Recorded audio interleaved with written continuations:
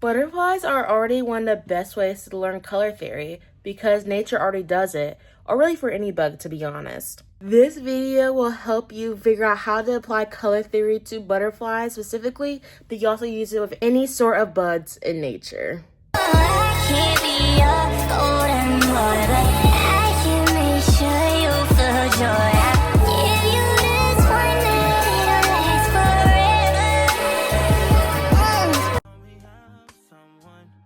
Hello everybody, it's Erica Elizabeth and welcome back to another video.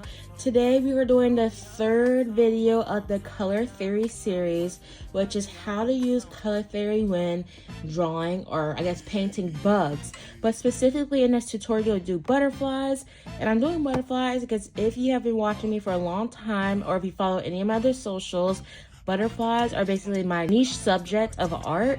So I've been doing butterflies for a while now, like since the middle of 2025. And I have about almost 100 butterfly pieces made. So I feel like this would be a really good subject for me to teach you on because I'm basically, I hate to say, like I'm basically a master at doing color theory with these butterflies.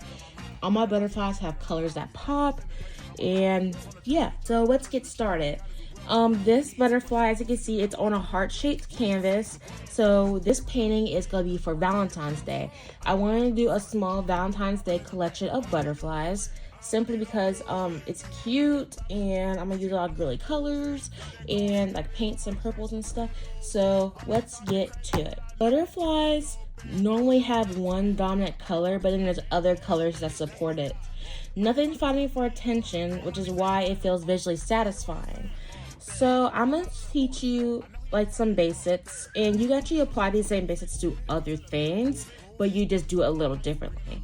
So there's 4 types of colors you're going to use for doing buds or really anything with these acrylic paint markers for color theory, which again, like I showed you in the previous videos I've done for color theory, you can apply this with other mediums like color pencil and digital work or anything, but this series is going to be more on specifically acrylic paint markers because that's what you guys asked for. So the 4 colors you're going to need, you're going to need a base color or like a dominant color. You're going to need your like darts and shadows and line work color basically. Then you're going to need your highlights or your lights of your colors, and then you'll need your accent colors.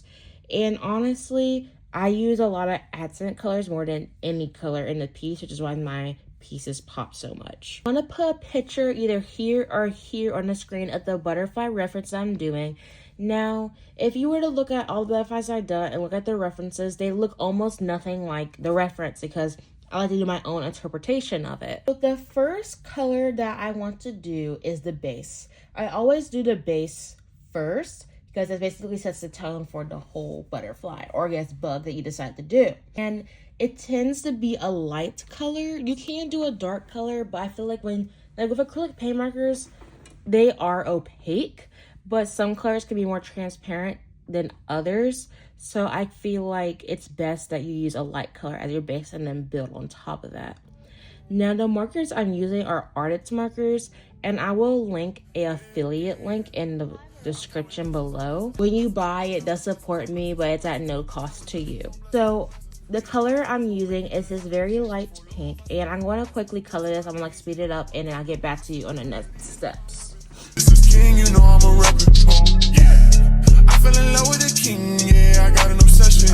Yeah, the drugs, the money, the sex, boy, you know that I left it. Yeah, I gave my life to God. I'm counting blessings on blessings. Life is more than the money, boy. Stop all the stressing. He really wants. Alright you guys, so I finished coloring the base of the butterfly. Like I said, this is going to be my lightest color. Well, it might not be my lightest color as more it's a base color, and I do want it to be light. Now, I think you see somewhere it's underneath, but once you build up layers, it will all be covered up. I actually like to do line work before I do anything. A lot of people do their line work last, but I prefer to do my line work first, so it kind of sets a base of where I want the colors to go, exactly the form of the butterfly. And you can use any of this device for other bugs. If you prefer to do your line work last, you can, but I'm just kind of showing you how I do it based off what you guys want to know, the things that I do. So yeah, so this butterfly has black in it. Now here's my rule about black. I feel like with color theory, black is not a good color to use. And let me explain why.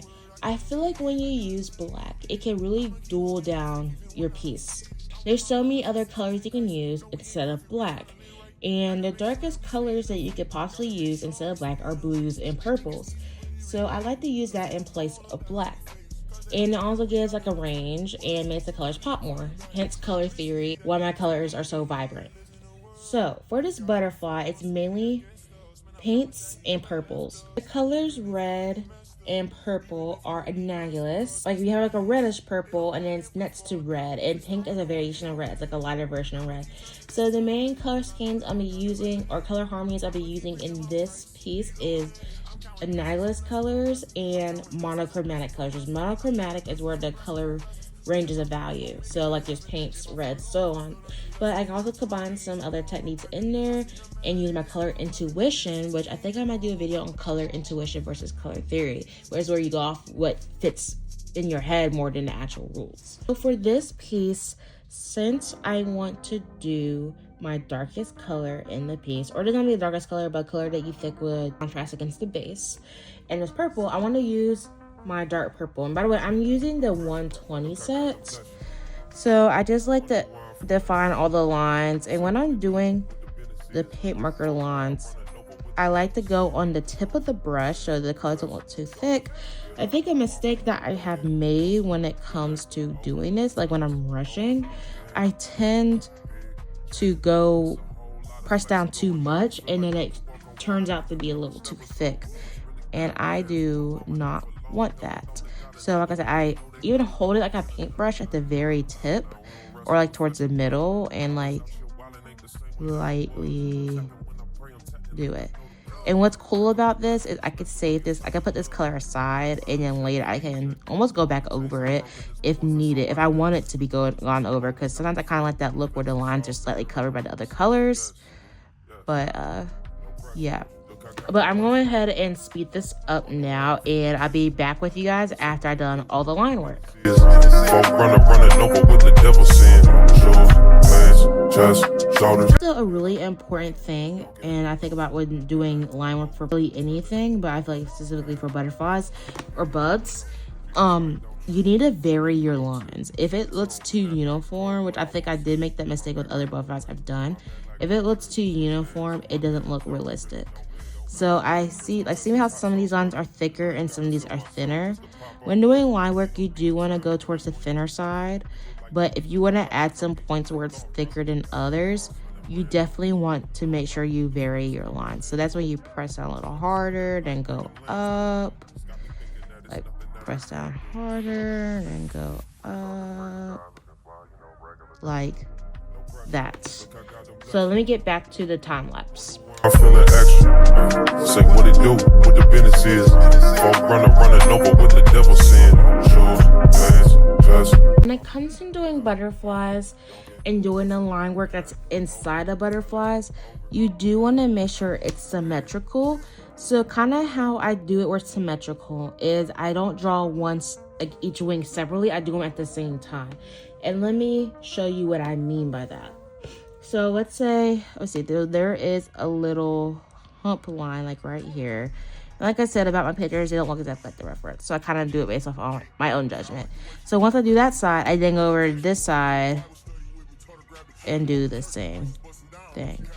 So I can kind of figure out, like, that way I can remember what I did on the other side so I don't forget and then do it differently on the other side. So now that you know that, we get back to the time lapse. Also, it's not exact, I know that, but it is, I guess, they're kind of close to being symmetrical, I must say. A lot of my butterflies aren't perfectly symmetrical, but I do try.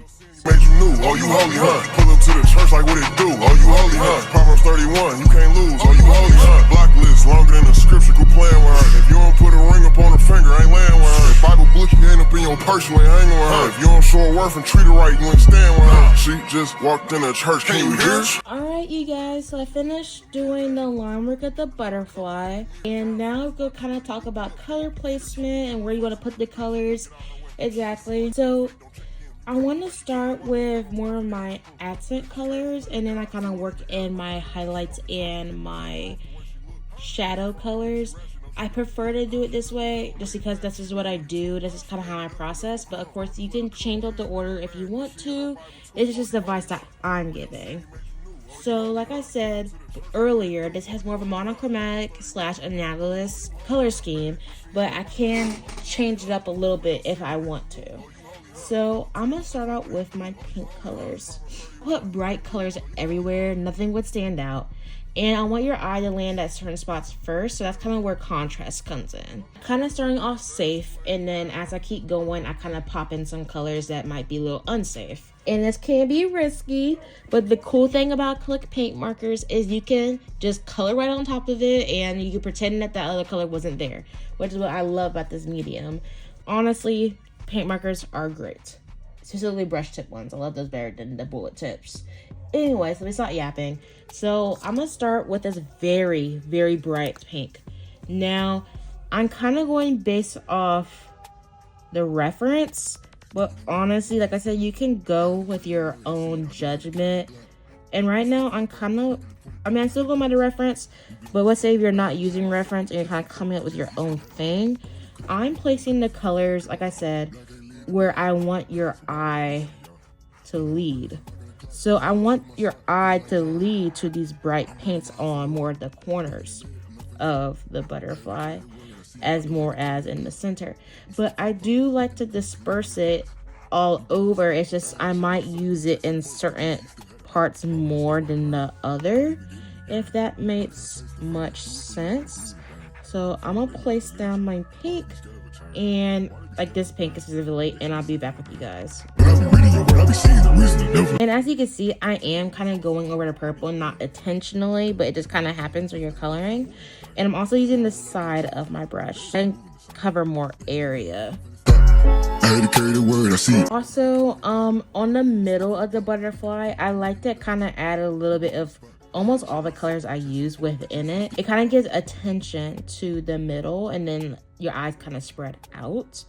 So I don't like using too much of one color in the butterfly body because I like to use a lot of colors in the body. And also for the antennas, you can leave them solid like this, but at least the butterflies that I do, I like to add other colors within the antenna.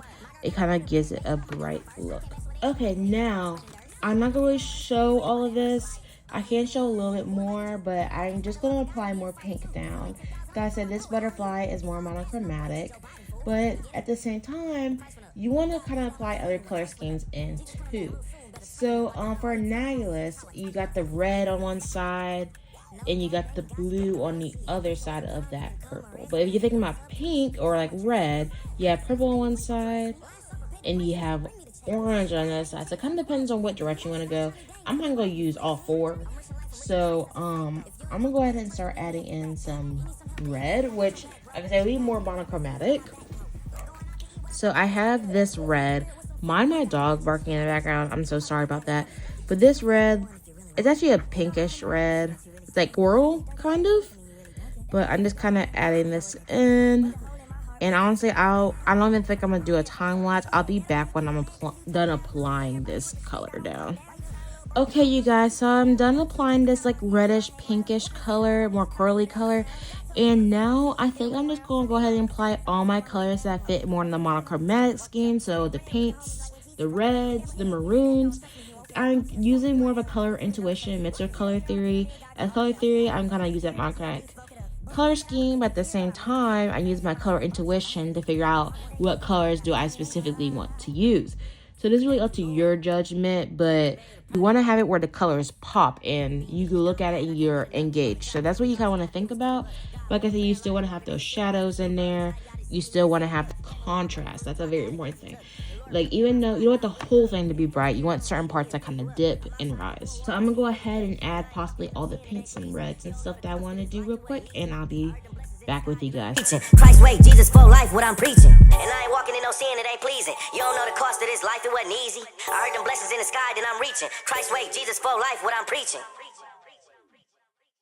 Zero, hurry up, babe.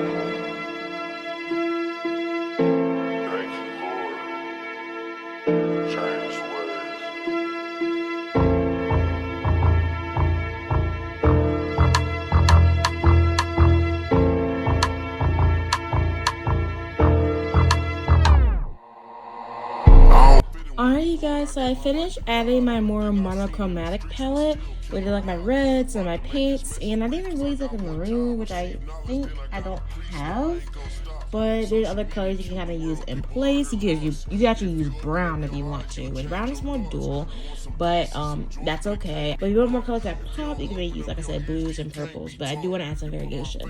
But anyways, now that I did my monochromatic parts, I want to do more of my Analogous parts, so some blues, purples, oranges, and as you can see, like this color right here, this corally color is actually like an orangish red. It's almost kind of Analogous because it is orangish, so you know your variation of colors can kind of vary, but yeah.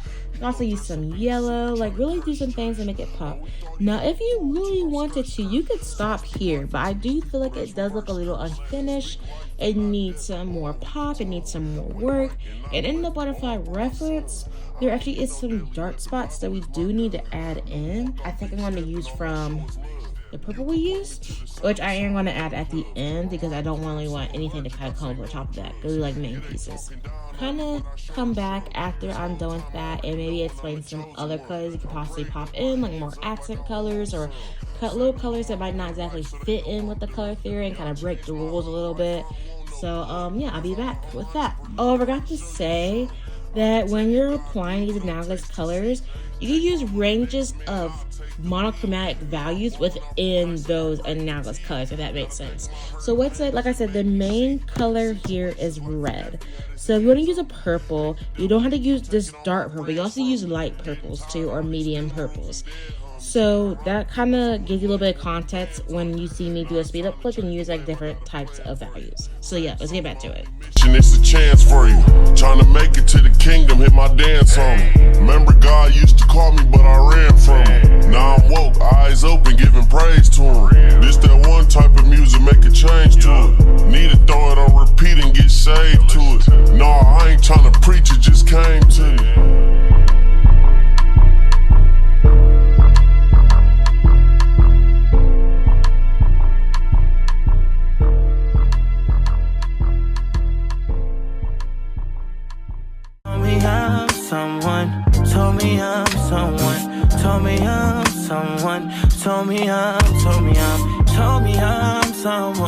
Now I'm adding some accent colors.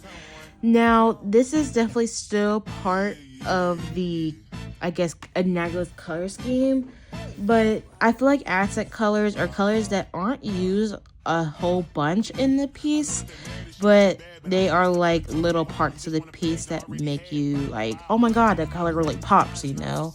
So you can see I didn't add much of the orange throughout the piece because it's not a main color of the piece, but it still fits in with that color scheme and it still fits there, and it just adds that brightness that you need. And this, like, accent colors could be light and bright like these. They can also be of a cooler color like blues. And you'll kind of see that as I continue through the time lapse. The boy ain't fed, here or not fed. Heard you working on your traps. I ain't even trying to front you. Big ol' Bible in the back. All they do it, I don't need no music. Hit that Bible in my. Ooh, this is looking cute. Tatted on my chest, I can't lose it. I'm talking crazy, but I know. Okay, so now I'm using a highlight or a light color. So I'm using like this canary like pastel yellow color. Now you can use white if you want to, but I do like to just use lighter versions of accent colors as highlights, as it still gives it that pop, but you still have those lighter elements in there that kind of define the reflection of the butterfly per se. And I do actually use white at the end for highlights, but when I'm talking about like doing it in the actual piece before I added the highlights and stuff, I do like to simply just use lighter versions of accent colors. No, it ain't no pressure. Let's go. Yeah. No, it ain't no pressure. I said a big guy. No, it ain't no pressure. Now this is when it starts to get a little risky. Now, when I first started doing more of a color theory stuff and doing butterflies with color theory, I was a little scared to do this. But as you can see, this is a very warm palette. You have these reds, these oranges, these reddish purples, yellows, things like that. But now I'm popping some cool colors. Now, purple is a cool color, but it's limited. So I'm popping in some blue now. This could make or break the piece. And I feel like before I wasn't really confident with this, so I completely understand when you're doing these, you're not as confident to use colors that are way on the opposite of like those color schemes. But I am more confident now, so I can use it strategically. And I think I will do another video a little more on color placement and color intuition to kind of go more in depth on this topic. But I'm gonna time lapse again, and I kind of gonna start lightly transitioning. So I'm starting off with this light bluish purple and then working into some more brighter blues. And I'm gonna go too dark with the blues on this piece only because I do really like this warm palette with these lighter tones. So I am gonna stick with it on the lighter side of blues and stuff. I might even pop in some green just to kind of add it a little pop, like I was saying. I might not, we'll see. Just look at the time lapse and you kind of see how I determine what colors I want to use. I'ma keep walking my faith even when I don't see it. I'm with my brothers and sisters. When you're using a lot of colors like this, you will probably naturally cover up the colors you first put down. And like I said, you can always go back in with colors you've already used and reiterate that. Normally I actually don't do that, but you definitely can if you would like to. If you want those colors you put down originally to pop more out, as in, you know, you originally, I guess, intended to. It don't matter if we fall down, cause we still gonna win either way. I'ma keep trusting this timing, cause I know that my God never late. Now I'm introducing these like bluish green, kind of transition into some greenish tones, but I'm not going to use a huge amount of this because I want to focus more on those warm tones. But as you see, I did add some of this blue in, and it looks super cool. Like you can see that your eye could definitely focus on those blue points, as well as see the warmer colors in the background. So that's why I kind of use more of an accent. But yeah, let's get back to it.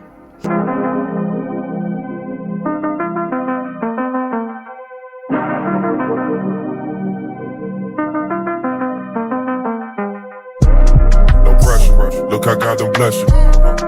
Okay guys, so I'm extremely satisfied with this butterfly. Like, I love it. So we're gonna do a couple of final things before I consider this butterfly finished. This wouldn't really apply to other buds. I guess you can try to apply. I don't really know how you would, but this is something that I would like to do for my butterflies. And I'll just of all my butterflies, I actually thinking, like, I don't even know if I want to do it this one, but like towards the body of the butterfly, I like to add this like either a little stroking motion in the middle or like a stippling method, and either one looks good. I will show you some examples of butterflies I've done that use both. So I do like one butterfly here that does the stroking and one butterfly here that does the stippling. And I don't think I have any that does both, now I think about it, but I'll show you ones where I use those. So what I like to do is take a color that's either this color or a color that's close to it in monochromatic value. I have this purple here that I want to use, number 48. And I think I'm going to do the stippling method on this one. So what I like to do is just add some little dots from the center of the butterfly. It kind of gives that illusion that the wings are coming from the body. At least that's what I kind of see it as. And then I actually do kind of like to use a little bit of stroking with that, like kind of combine them almost, so it can look like that. And what I even like to do sometimes is kind of add some other colors to it to you know, make it like blend it in better with the rest of the butterfly. So I'm gonna do that real quick and I'll be back with you guys. Okay, so I'm done adding like that little base tone like thing. So I used 3 colors. I used the dark color, a middle tone, a light color, and the lighter color kind of blends in more with the base tone of the butterfly, which is that light pink. So this is like a reddish pink. It's not as light as that, but it's enough to blend in with those colors. So my last 2 steps here is I'm gonna add like my dark spots that are on the butterfly, which is like kind of my shadows.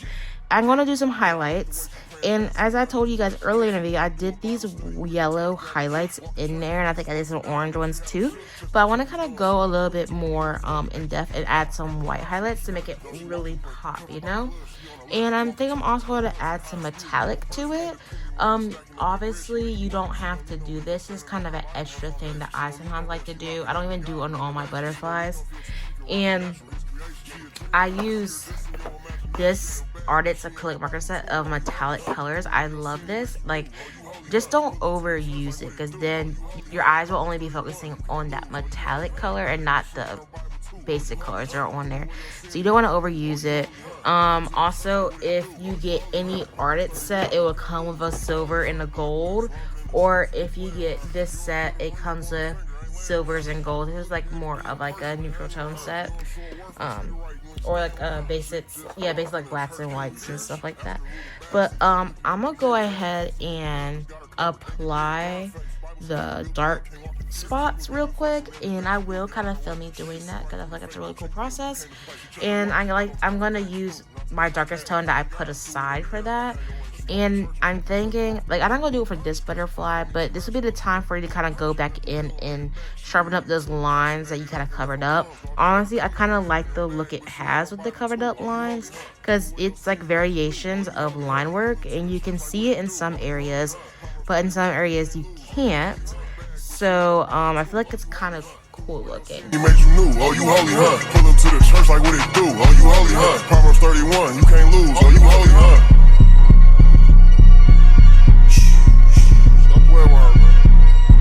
You ain't fasting, you ain't praying, bro. You was not in her league.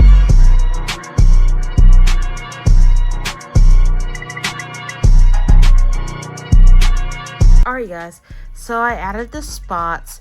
Now if you want to get more detailed, you can actually add other colors to these spots that kind of match each other a little bit. This kind of give it more of a dynamic look, so it doesn't look so flat. So I think I will do a little bit of that, but I will not film it because I feel like this video is already starting to get kind of long. So I'll be back, but I recommend using the monochromatic color scheme when doing these the darker spots, like adding colors, because if it pops too much in other color schemes, like if you're using like complementary and things like that, I feel like it kind of takes away the whole purpose of those spots, which is for it to be dark. So I'll be back with you guys when I'm done with that. Alright guys, so I added those like, little accent colors on the spots. And if you can see, I've only used 2 colors. I used like this dark blue, and I used another purple color that's a little lighter. I really don't want to do too much with that, but I still want to emphasize that it is a pattern on the butterfly. The last 2 things I'm going to do, and one of these things is optional. Like I explained, you can add metallic colors, but you really don't have to. Now, if you're doing other buds, like if you're doing moss, ladybugs, beetles, dragonflies, they kind of have all that similarity in like colors, and you can use, like I said, you can use these same techniques, but you do not have to. It's just, this video is more of a guide on like color theory and things like that. You can apply it to a bug like a butterfly, but you can use it on those other buds too, or even buds that I didn't mention. Okay, so I'm gonna go ahead and add these highlights. You want to add them strategically, because if you use too much, it overwhelms the piece, and then you're gonna be thinking when you look at it, oh, all I see is that white. You do not want to do that. Like, I mean, you want to use minimally. Like, you want to just use it in those spots that you really feel like it needs that pop of white. So I'll be back with you guys when I'm done with that. Okay, you guys, so I went ahead and added in my white highlights, and if you notice, I did not use a lot of white at all, especially since this is a newer marker. That white is really going to strike out and be really opaque, so you don't use too much because you really don't want to distract from the overall look of the butterfly.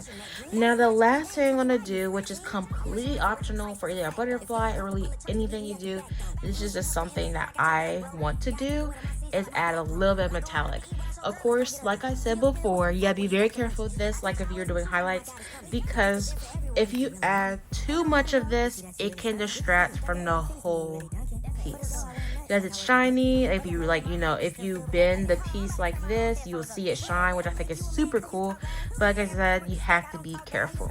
So I'm gonna go ahead and add this real quick. You kind of apply it like if you were to apply highlights. Just do it in areas that you feel like it really fits. This is more of an intuition thing more than a color theory thing. So I'll get back to you guys with that. And like I said, with intuition, you just really trust in your gut. Like, where do you think it really needs to go? This is not really a rule that can be taught. It's just something you really have to go off your own mind and brain. And the cool thing about acrylic markers, like I said before, if you mess up, you always cover it up with another color and pretend it never happened, which I love about them. So yeah, I'll be back with... Alright, you guys, so I am done with this butterfly. What do you guys think? I absolutely love it. I hope you guys learned something in this video. Color theory really isn't about rules. It's more about noticing patterns in the piece. And if nature can do it, then so can you.